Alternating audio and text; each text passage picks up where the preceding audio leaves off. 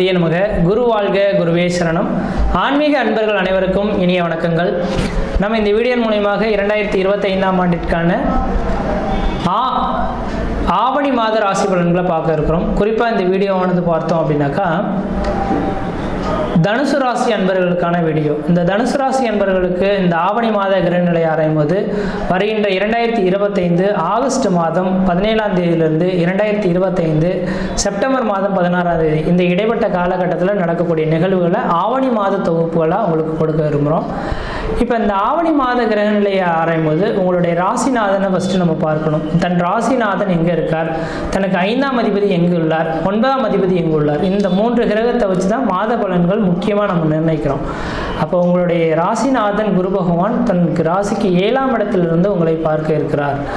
அப்போ இந்த தனுசு ராசி அன்பர்கள் அப்படின்னாவே வாழ்க்கையில் மிகப்பெரிய ஒரு சோதனை காலகட்டத்தை கடந்து வந்த ஒரு நபர்கள் அப்படின்றதான் சொல்லணும்.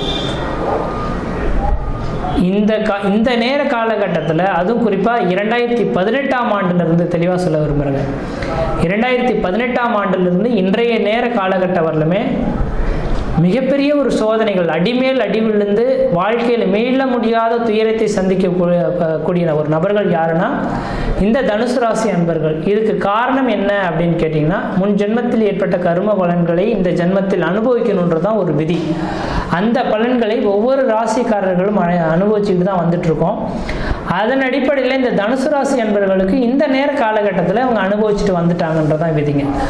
அப்போ நீங்கள் எதுவும் கவலை கொள்ள வேண்டாம், நீங்கள் அனுபவித்து முடிச்சுட்டீங்க. இனிமேல் பழைய பிரச்சனைகள் திரும்ப தொடர்றதுக்கான வாய்ப்பு கிடையாது.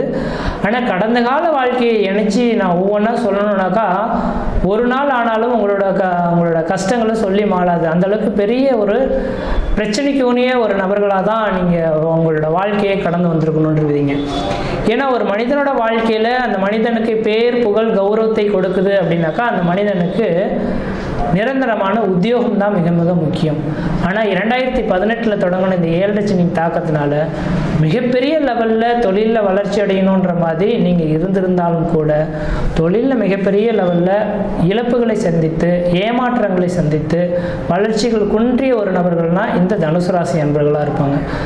குடும்பத்தில் கஷ்டம், நஷ்டம், பம்பு, வழக்கு, சண்டை, சச்சரவு, கோர்ட்டு, கேஸு, மன நிம்மதி குறையிறது, பொருளாதார நெருக்கடிகள் ஏற்படுறது, கடன்கள் அதிகரிக்கிறது, உற்றாருடைய பகைமை பாராட்டுறது, சொந்த பந்தத்தினால பிரச்சனைகள் ஏற்படுறது, இது மாதிரி பல்வேறுபட்ட கஷ்டங்களை நீங்கள் சந்திக்கக்கூடிய ஒரு காலகட்டங்கள் தொடர ஆரம்பிச்சிருச்சு.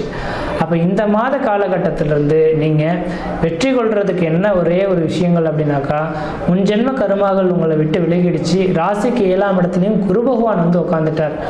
அப்போ 7இல் குரு பகவான் வந்து உட்காந்துட்டாலே முன் ஜென்ம கருமாகள் முழுமையாக நீங்க போகுது. 12 வருடத்துக்கு ஒரு முறை எல்லா நபர்களுக்கும் இந்த யோகம் தொடரும். அப்போ இப்படிப்பட்ட இந்த யோகமானது இந்த நேரத்தை தொடங்க வருதுனால வெகு நாட்களாக திருமணமாகாத நபர்கள் யாராக இருந்தாலும் திருமண வாய்ப்புகளை ஏற்படுத்தி கொள்வது ஓரளவுக்கு நல்ல பலன்களை தரும்.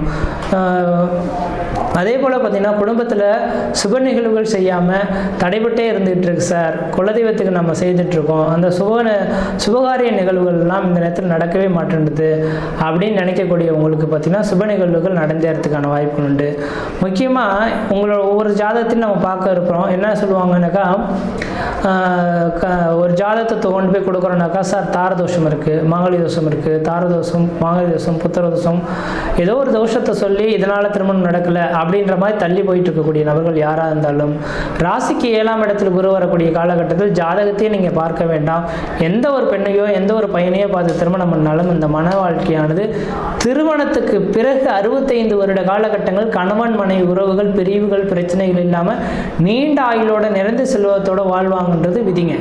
இது இந்த நாட்களில் இந்த நாட்கள் அதெல்லாம் சாத்தியமே இல்லாத ஒன்று. அந்த நாட்கள்லாம் பார்த்தீங்கன்னாக்கா எப்போ ராசிக்கு 7ல் குரு வருது அப்போ தான் அந்த நபர்கள் திருமணமே பண்ணி வைப்பாங்க. அதனால தான் அந்த நாட்களில் பார்த்தீங்கன்னா பிரிவுகள் இல்லாத வாழ்க்கையை வாழ முடிஞ்சது. அப்போ இந்த நேர காலகட்டத்தில் ஏனோ தோணுன்ற மாதிரி இன்றைக்கி திருமணம் பண்ணி நாளைக்கு பிரிந்து போகிறவங்க நிறைய பேர் இருக்காங்க.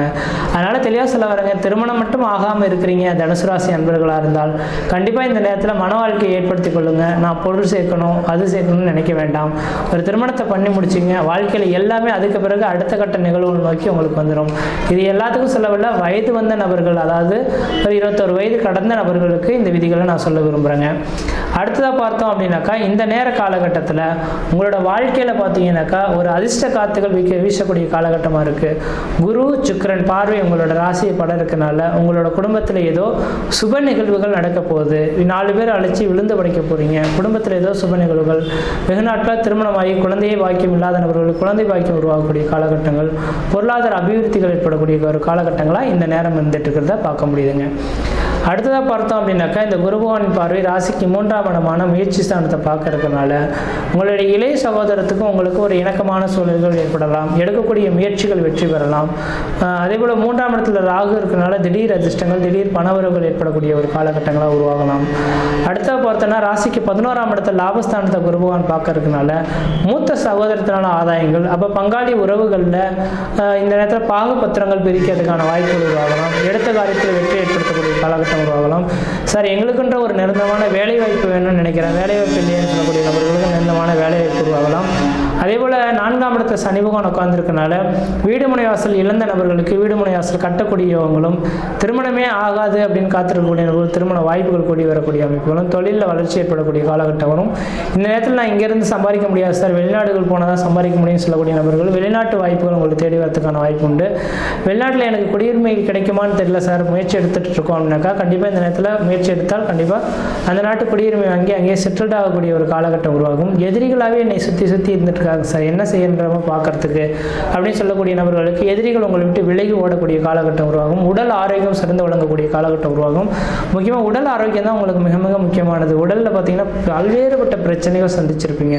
உடல் ரீதியாக, மன ரீதியாக, குடும்ப ரீதியாக, தாத்தா பாட்டி, அத்தா அம்மா, இது மாதிரி பல்வேறுபட்ட நபர்களால் பல பிரச்சனைகள் சந்திச்சிருப்பீங்க. இந்த நபர்களுக்கு, இந்த தனுசு ராசி நபர்களுக்கு ஒரு அதிர்ஷ்டம் நிறைந்த காலகட்டம் தொடர ஆரம்பிச்சிருச்சு. இந்த மாதத்துலேருந்து முயற்சி எடுத்து பாருங்கள், கண்டிப்பாக வாழ்க்கையில் வெற்றி பெற்றே தேர்வுங்கன்றீங்க.